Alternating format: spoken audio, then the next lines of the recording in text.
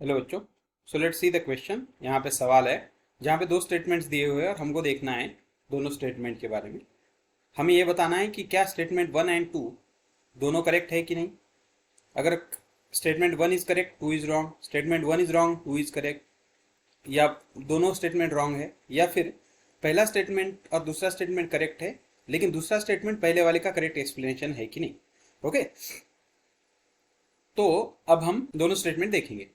अब देखो पहला स्टेटमेंट क्या बोलता है, the shape of XeF4 is a square planar. तो XeF4 के बारे में पहले हम इंफॉर्मेशन कलेक्ट करेंगे। FeX4 में सेंट्रल एटम Xe है, तो हमको इसका हाइब्रिडाइजेशन निकालना पड़ेगा। हाइब्रिडाइजेशन का फार्मूला क्या है, Z is equal to half of number of electron in central atom. Central atom कौन है, valence electron in central atom, xenon.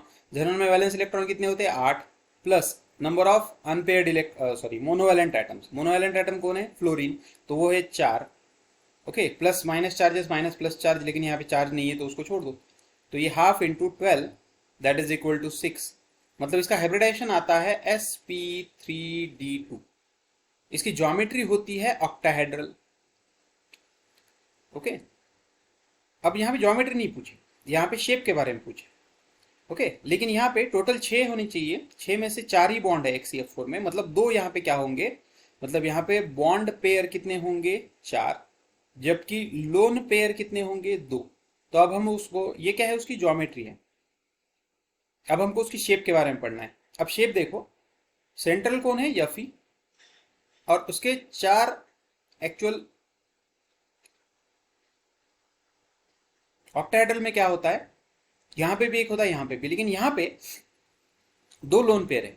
तो अब लोन पेयर कहां पे होंगे, एक्चुअल तो lone pair octahedral position occupy करना, सॉरी, एक्चुअल लोन पेयर जो है वो इक्वेटोरियल पोजीशन ऑक्यूपाई करना चाहते हैं, लेकिन ऑक्टाहेड्रल में सारी पोजीशन सेम होती है, इसलिए यहाँ पे लोन पेयर किसी भी एक जगह पे आप निकाल लो। मान लो यहाँ पे आपने लोन पेयर निकाला, ओके, तो दूसरा लोन पेयर जो है वो टू मिनिमाइज द रिपल्शन उसके एग्जैक्ट अपोजिट, मतलब 180 डिग्री पे वो जाना चाहता है, मतलब दूसरा लोन पेयर यहाँ पे होगा। अब लोन पेयर को निगलेक्ट कर दो शेप के बारे में, तो यहाँ पे उसकी शेप क्या मिलेगी हमको, यहाँ पे ये मिलेगी स्क्वायर प्लानर। ओके, मतलब स्टेटमेंट वन क्या है, the shape of XeF4 is square planar, correct है। क्यों, क्योंकि स्टेटमेंट टू उसका रीजन है। देखो, in the octahedral geometry a single lone pair can occupy any position, but a second lone pair will occupy the opposite position to the first lone pair.